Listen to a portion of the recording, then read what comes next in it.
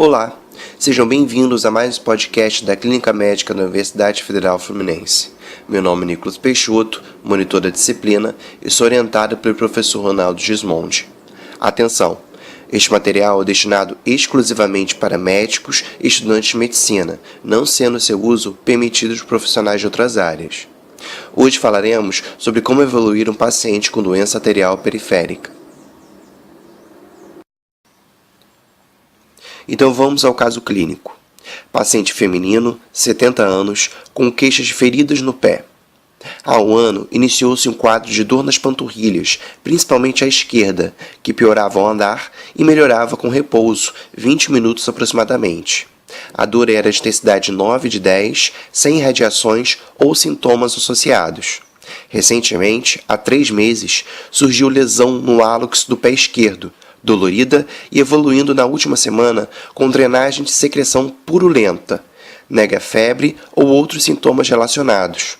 É hipertensa há 15 anos, em uso de losartana, e tabagista, de 25 a 70 anos, foi o período que ela foi tabagista, sem maços ano. Nega diabetes ou outros fatores de risco, comorbidades. Então, o que a gente pode marcar dessa história até agora? A dor nas panturrilhas, principalmente no membro inferior esquerdo, a claudicação intermitente, a lesão crônica dolorida em hálux esquerdo, mais drenagem recente de pus, a hipertensão arterial sistêmica e o tabagismo. Em relação ao exame físico, a gente encontra uma paciente estável hemodinamicamente, sem ser uma pressão arterial de 150/80, um pouco aumentada, e a gente não encontra alterações nos sistemas cardiovasculares, respiratórios, abdômen e neurológico. O que ela tem de alterado? A pressão arterial que a gente falou, então a gente já bota a nossa lista de problemas, e agora uma lesão arredondada em região dorsal do hálux do membro inferior esquerdo, com aproximadamente 1 centímetro de diâmetro, erosiva, com centro crustoso, periferia cicatricial e com drenagem espontânea de pus. Opa, isso aqui já chama a atenção da gente, Além disso, essa lesão é dolorida palpação. A pele adjacente, ela está hiperemiada. E o membro inferior esquerdo tem um pulso poplíteo, tibial posterior e pedioso reduzidos. Os outros pulsos foram presentes e não tem sinais de edema, empastamento ou sinais de TVP. Então, na nossa lista de problemas, a gente complementa com pressão elevada, a PA elevada, a lesão no hálux esquerdo com drenagem de pus, hiperemia e dor, e o membro inferior esquerdo com pulsos reduzidos de uma forma geral. Organizando melhor nossa lista de problemas, podemos agrupar os achados em algumas hipóteses diagnósticas. Com um quadro de claudicação intermitente e redução dos pulsos no membro inferior esquerdo, podemos dizer que a paciente possui uma síndrome de isquemia arterial devido a uma doença arterial obstrutiva periférica, que provavelmente possui um caráter crônico pela história da claudicação há 3 meses e a presença da úlcera, que possui características de uma úlcera arterial, como falaremos melhor adiante. Devemos ficar atentos pelo fato da úlcera estar com sinais flogísticos, como pus e hiperemia regional, o que pode indicar um processo infeccioso, mesmo que a paciente não apresente sintomas mais graves, como um quadro toxêmico. Outro dado importante em relação à claudicação é a sua localização, pois isso pode nos guiar onde provavelmente está ocorrendo o principal ponto de oclusão ou redução do fluxo sanguíneo arterial. Lembre-se que a paciente possui claudicação nas 2 pernas, mas com predominância à esquerda, ao qual é localizada na panturrilha, e aonde a gente deve pensar que deve ocorrer uma obstrução poplítea ou acima. Em relação à história da hipertensão e o tabagismo, devemos ter em mente que são grandes fatores de risco para o desenvolvimento e manutenção e progressão da aterosclerose, ao qual é a principal causa da doença arterial periférica em pessoas com mais de 40 anos, estando também diretamente relacionado com o quadro. Um dado importante é o fato da doença arterial periférica ter uma maior prevalência em pacientes entre a 6ª e a 7ª década de vida. Mas não devemos esquecer as outras causas, como vasculites, displasia fibromuscular, doença cística da adventícia, traumatismos, trombogite obliterante e outros, sendo muitas vezes diferenciados pela história, idade mais jovem da paciente e fatores de risco, sendo que algumas vezes a imagem pode ajudar nessa diferenciação. Adiante falaremos como diferenciar clinicamente a insuficiência arterial da venosa e como prosseguirmos na investigação dessa paciente. Quando estamos lidando com um paciente com suspeita de doença vascular periférica, devemos antes de tudo saber se é um problema arterial ou venoso, e podemos ter dicas tanto da história, exame físico, quanto dos exames complementares. Além disso, também com a ajuda dessas informações, conseguimos estabelecer se é uma condição aguda ou crônica, sendo as agudas mais caracteristicamente arteriais. Em relação ao sistema arterial periférico, podemos ter alguns sintomas importantes, e o principal sintoma é a claudicação intermitente, ao qual o paciente se queixa de dor no membro ou membros acometidos, principalmente ao andar, necessitando realizar intervalos de descanso em sua caminhada. Com a evolução do quadro, o paciente pode chegar mesmo à dor em repouso. Agora, queixas agudas de dor no membro, redução de temperatura, palidez, parestesia e sinais de redução de pulso faz a gente pensar mais em um quadro de isquemia arterial aguda, ao qual pode ser tanto por trombose quanto embolização, por exemplo. Além disso, para ajudar na diferenciação de quadros agudos e crônicos, alguns sinais podem estar presentes, sinais crônicos, como a úlcera arterial, ao qual podemos comentar adiante, a rarefação dos pelos, atrofia do sistema de tecido subcutâneo, unhas quebradiças e outros. Podemos até mesmo ser surpreendidos com a gangrena do membro. E para finalizar, não podemos esquecer de algumas manobras semiológicas para a identificação do acometimento do sistema arterial periférico. A gente tem que lembrar da manobra de Addison, a manobra costoclavicular, manobra de hiperabdução, de isquemia provocada e a manobra de Moser.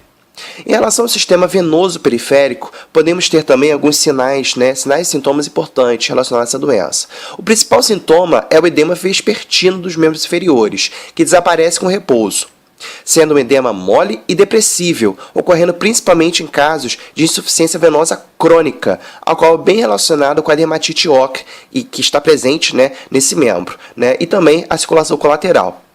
A presença das úlceras venosas, a qual detalharemos adiante, também pode indicar uma condição mais cronificada. Agora, a presença de edema assimétrico, a gente tem que prestar atenção, pois é o principal sinal de uma possível TVP. E assim, a gente deve prestar atenção também no empastamento, dor, eritema, cianose e das manobras semiológicas positivas, como a manobra de dorsiflexão forçada, que é a manobra de Romans, e a compressão da musculatura da panturrilha, que é a manobra de Hollow. Então, pelo quadro da paciente que a gente apresentou, ela se encaixa mais num quadro de insuficiência arterial crônica. Agora, uma dúvida ocorre. A paciente possui uma úlcera membro inferior, mas será que essa úlcera é meio relacionada com algum sistema vascular? E a úlcera neurosensitiva? Como diferenciar? Bem, de uma forma geral, é sabido que a causa mais comum de úlceras nos membros inferiores é a insuficiência venosa crônica, a qual se correlaciona com alguns fatores de risco, que podem estar presentes na história da paciente, como, por exemplo, idade avançada, sexo feminino, obesidade, gravidez, autostase prolongada, história de TVP e outros. As úlceras venosas frequentemente afetam a parte medial da perna, sendo o malano medial mais acometido do que o lateral. As úlceras são tipicamente irregulares e com exudato fibrinoso. A dor é leve a moderada. E os pulsos arteriais são normais, a não ser que tenha também acometimento do sistema arterial. Os achados adicionais são quais? Telangiectasia de pé e tornozelo, edema periférico, varicosidade e dermatite ocre. O diagnóstico ele pode ser clínico, mas uma ultrassonografia com Doppler pode ser muito bem-vinda. No caso das úlceras arteriais, devemos suspeitar quando estamos lidando com um paciente com fatores de risco para aterosclerose, como diabetes mellitus, tabagismo, hipertensão arterial sistêmica e hiperlipidemia. Os pacientes podem ter históricos de infarto agudo no miocárdio, angina ou AVC e podem se queixar de claudicação intermitente. Clinicamente, essas úlceras elas ocorrem distalmente nos membros, por exemplo, como no caso da paciente, no hálux, e também vemos uma úlcera que pode ocorrer também em área de expressão, como calcâneo e maléolo, mas também uma úlcera bem delimitada e bem dolorosa. No exame, vemos menos pilificação, uma pele atrófica, pulsos reduzidos ou um tempo de enchimento capilar periférico aumentado acima de 3 a 4 segundos. Também temos os testes de isquemia provocada positivos. Com a progressão da doença, uma gangrena seca pode acontecer. O diagnóstico ele pode ser confirmado pelo índice tornozelo braquial, mas outros exames podem ser realizados dependendo do contexto, como a TC e a ressonância magnética. Em relação à úlcera neurosensitiva, neuropática, não podemos deixar de falar, se tratando de úlceras neuropáticas, não podemos deixar de falar de neuropatia diabética. Pois a gente sabe que os pacientes diabéticos têm uma chance superior aos pacientes gerais, de uma forma geral, de ter a úlcera de pé. Eles têm 25% de chance a mais de ter essa úlcera de pé. Então, por isso que a gente tem que prestar atenção no exame físico dos pés desses pacientes. Existem outras causas, né, como desordens da coluna espinhal, o TARPS dorsalis, né, o abuso de álcool, deficiências nutricionais e as doenças autoimunes. Mas são menos frequentes que a causa diabética. E clinicamente, o que a gente encontra? Bem, a gente encontra uma úlcera indolor, tá, que ocorre principalmente em pontos de pressão do pé ou calcâneo. Essas úlceras elas podem se tornar até muito profundas e refratárias ao tratamento clínico convencional. E aí a gente tem que até suspeitar de osteomielite. O diagnóstico ele é feito pelo exame, né, da sensibilidade.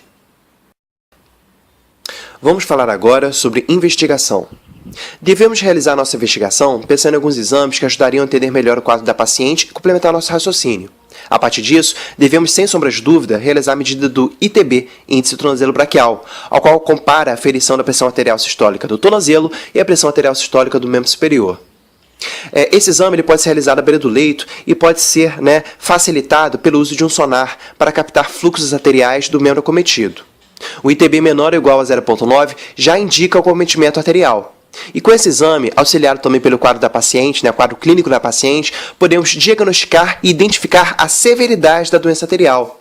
E existe também uma correlação entre o quadro da paciente e os valores do ITB. Por exemplo, paciente apenas com queixa de claudicação intermitente, provavelmente o ITB vai estar entre 0,4 e 0,9.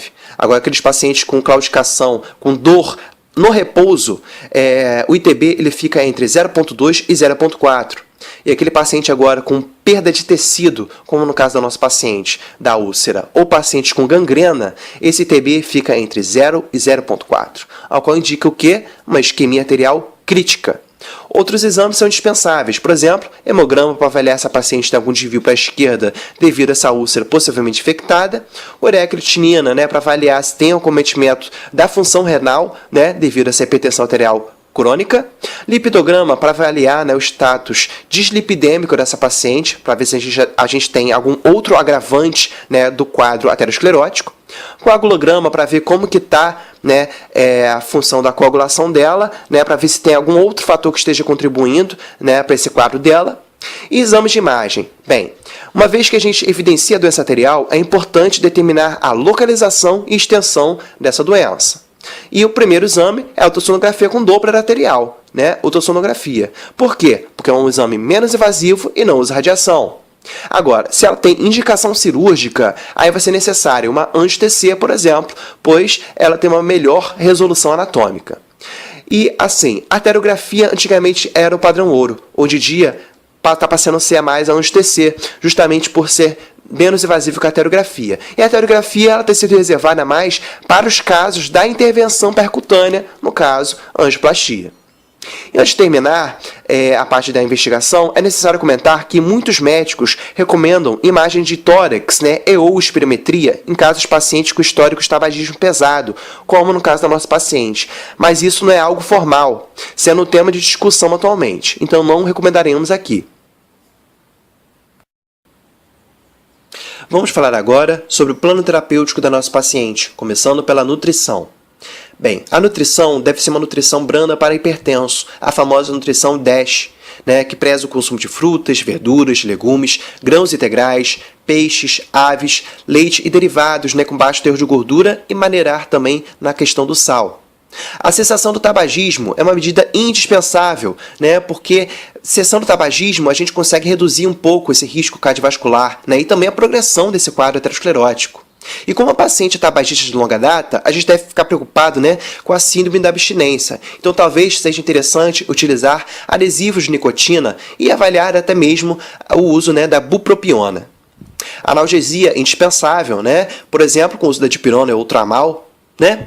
Antihipertensivos. Bem, a paciente fazia uso de losartana, mas a pressão não estava controlada no exame físico e a gente não sabe se ela aderia bem ao tratamento. Dessa forma, devemos avaliar se a pressão irá se regular com o medicamento e caso não se mantenha em níveis adequados, a gente aumenta a dose ou adiciona outro fármaco antihipertensivo. Prevenção de tromboembolismo. Óbvio, essa prevenção de tromboembolismo, paciente acamado, paciente idoso, devemos realizar. Como que a gente faz? Medidas não farmacológicas ou farmacológicas. As não farmacológicas seriam mudanças de decúbito, deambulação precoce e outros, né? A farmacológica, por exemplo, canoxaparina. Cabeceira elevada para prevenção de pneumonias. Omeprazol, prevenção de úlcera gástrica. Controle glicêmico, sempre. Agora, cuidados gerais da úlcera. Bem, é uma úlcera que está infectada, está saindo pus com sinais flogísticos. Devemos debridar essa úlcera e também dar antibiótico, né? Então, quais antibióticos a gente poderia, né, pensar para essa paciente? Bem, é uma úlcera crônica, então um antibiótico, né, é uma antibiótico terapia polimicrobiana, por exemplo, amoxicilina e clavulanato ou clindamicina com ciprofloxacino. Agora vamos falar mais um pouquinho sobre o controle, né, da aterosclerose, essa doença sistêmica que está cometendo nossa paciente. Bem, devemos dar estatina. Por quê? Porque é essencial para controlar o estado dislipidêmico e estabilizar eventuais placas aterotrombóticas. A gente tem que dar também um antiplaquetário, né? Pois pacientes com doença arterial periférica necessitam desses agentes para reduzir o risco cardiovascular. No caso, o bom agente é o AS, ou seja, ácido acetil salicílico, dose de 75 a 325 mg, que é efetiva para reduzir o risco de infarto, AVC e outros. A gente pode dar o clopidogrel em casos de alérgicos. Agora falando mais sobre o tratamento específico da claudicação, o cilostazol, que é um medicamento específico para doença arterial obstrutiva periférica, é um inibidor da fosfodiesterase 3 com propriedades vasodilatadoras e antiagregantes. E além disso, não podemos esquecer, né, da avaliação com a cirurgia vascular, para ver a necessidade de uma abordagem cirúrgica, que pode ser por uma cirurgia aberta ou angioplastia transluminal percutânea.